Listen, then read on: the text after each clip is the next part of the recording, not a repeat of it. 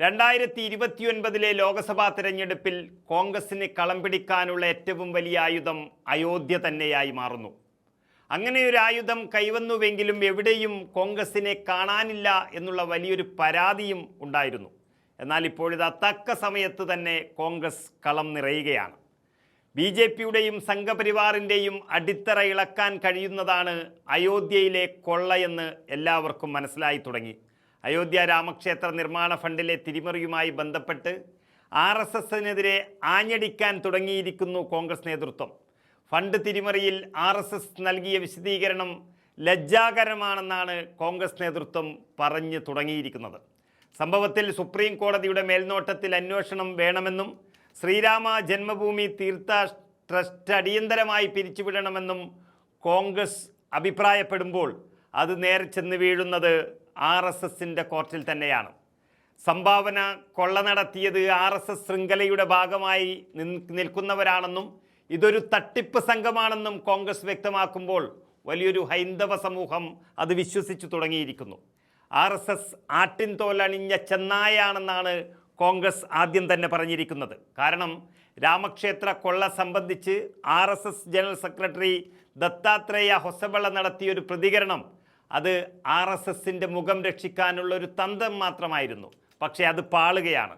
FIR പോലും register ചെയ്യുന്നതിന് മുൻപ് തന്നെ UP സർക്കാർ രൂപീകരിച്ച പ്രത്യേക അന്വേഷണ സംഘത്തിന് നിയമസാധുത നൽകാനാണ് ശ്രമിക്കുന്നത് എന്ന് പറയുമ്പോൾ അവിടെ കുറ്റവാളികളെ രക്ഷിക്കാനാണ് എന്ന് തെളിവ് സഹിതം കോൺഗ്രസ് വ്യക്തമാക്കി കൊടുത്തിരിക്കുന്നു. ഇങ്ങനെ ഒരു SIT സൃഷ്ടിക്കുക വഴി വമ്പൻ സ്രാവുകളെ രക്ഷിച്ച് ചില ചെറിയ ആളുകളെ പരൽമീനുകളെ ബലിയാടാക്കാനാണ് SIT ശ്രമിക്കുന്നത് എന്നും അത് തീർത്തും യോഗി ആദിത്യനാഥിന് വേണ്ടി RSSൻ്റെ വാക്കുകൊണ്ട് സംഭവിച്ചതാണെന്നും വ്യക്തമാകുകയാണ്. ഭക്തി വെറും പ്രകടനവും കൊള്ളയടി ഒരു തൊഴിലുമാക്കിയവരാണ് RSS എന്നാണ് അതിശക്തമായ ഭാഷയിൽ ഇപ്പോൾ കോൺഗ്രസ് പറഞ്ഞിരിക്കുന്നത്. അതായത് ട്രസ്റ്റ് രൂപീകരിക്കുന്നതിന് മുൻപ് ക്ഷേത്ര നിർമ്മാണത്തിനായി സമാഹരിച്ച 1400 കോടിയോളം രൂപയുടെ കണക്കുകൾ പരസ്യപ്പെടുത്തിയിട്ടില്ല ഇതുവരെ. അത് പരസ്യപ്പെടുത്തണമെന്നും അത് നൽകിയ ആളുകൾ വിശ്വാസികളാണെന്നും ആ വിശ്വാസികളെ വഞ്ചിക്കുന്ന തരത്തിൽ RSS നേതാക്കൾ മാറിയത് അയോധ്യയിലെ വിശ്വാസികളെ മാത്രമല്ല ഹൈന്ദവ വിശ്വാസികളെ മുഴുവൻ തട്ടിപ്പിനിരയാക്കുകയാണ് ചെയ്തിരിക്കുന്നത് എന്നാണ് കോൺഗ്രസ് നേതാക്കൾ തുറന്നടിച്ചിരിക്കുന്നത്. രാമക്ഷേത്രത്തിൻ്റെ മുഴുവൻ ക്രെഡിറ്റും ഏറ്റെടുത്ത പ്രധാനമന്ത്രി നരേന്ദ്രമോദി സംഭാവന കൊള്ളയിൽ ഇപ്പോൾ ഒരക്ഷരം പോലും മിണ്ടിയിട്ടില്ല. അതിനർത്ഥം അതിനെ എതിർത്തു പറയാൻ പോലും കഴിയാത്ത രീതിയിൽ നരേന്ദ്രമോദി അധപ്പതിച്ചിരിക്കുന്നുവെന്നും വിശ്വാസികളുടെ മനസ്സിൽ നിന്നും അങ്ങനെയൊരു നരേന്ദ്രമോദിക്ക് ഇനി സ്ഥാനമില്ല എന്നുള്ളതാണ് കോൺഗ്രസ് ഇപ്പോൾ ആഞ്ഞടിക്കുന്നത്. ക്രെഡിറ്റ് എടുക്കുമ്പോൾ അതിൻ്റെ ഉത്തരവാദിത്വവും അദ്ദേഹം ഏറ്റെടുക്കണമെന്നും ഇത് ജനങ്ങളുടെ വിശ്വാസത്തോടെയുള്ള വഞ്ചനയാണെന്നും കോൺഗ്രസ് നേതൃത്വം വ്യക്തമാക്കുമ്പോൾ വലിയൊരു ഹൈന്ദവ സമൂഹം തന്നെ ആ വാക്കുകൾ കേൾക്കുകയാണിപ്പോൾ. രാമക്ഷേത്രത്തിലെ മോഷണം ദൗർഭാഗ്യകരമാണ്.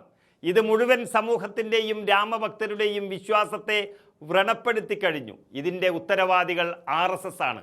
അതുകൊണ്ട് RSS general secretary Dattatreya Hosabale സന്ദേശമൊക്കെ വീഡിയോ പ്രകാരം പുറത്തുവിടുന്നുണ്ടെങ്കിലും ഇത് ശരിക്കുമുള്ള വിശ്വാസികളെ പറ്റിക്കാനാണെന്ന് കോൺഗ്രസ് ഓരോ തെളിവും നിരത്തി പറഞ്ഞു കൊടുക്കുകയാണ്. ഇതിന് പിന്നാലെയാണ് സംഘപരിവാറിനെതിരെ കടുത്ത വിമർശനങ്ങളുമായി കോൺഗ്രസ് ഇങ്ങനെ കളം നിറഞ്ഞു കളിക്കുന്നത്. ഈ അന്വേഷണമെല്ലാം വെറും കണ്ണിൽ പൊടിയിടുന്ന ഒരു പരിപാടി മാത്രമാണെന്ന് കോൺഗ്രസ് പറഞ്ഞു കൊടുക്കുകയാണ്. UP തെരഞ്ഞെടുപ്പ് വരാൻ വെറും 8 മാസം മാത്രം ബാക്കിയുള്ളപ്പോൾ ഇങ്ങനെയൊരു കണ്ണിൽ പൊടിയിടൽ പരിപാടി ജനങ്ങൾ തിരിച്ചറിയണമെന്ന് കോൺഗ്രസ് പ്രസ്താവന ഇറക്കുമ്പോൾ അതിന് കൂടുതൽ ചർച്ച ചെയ്യുകയാണ് UPയിൽ മാത്രമല്ല ഉത്തരേന്ത്യയിൽ മുഴുവൻ. ഇത് ഹൈന്ദവ വിശ്വാസികൾക്കിടയിൽ നരേന്ദ്രമോദിക്കും BJPക്കും ഉണ്ടായിട്ടുള്ള വലിയൊരു മേധാവിത്വം തന്നെ തകർത്ത് കളയുന്ന രീതിയിലേക്ക് പോവുകയാണ്.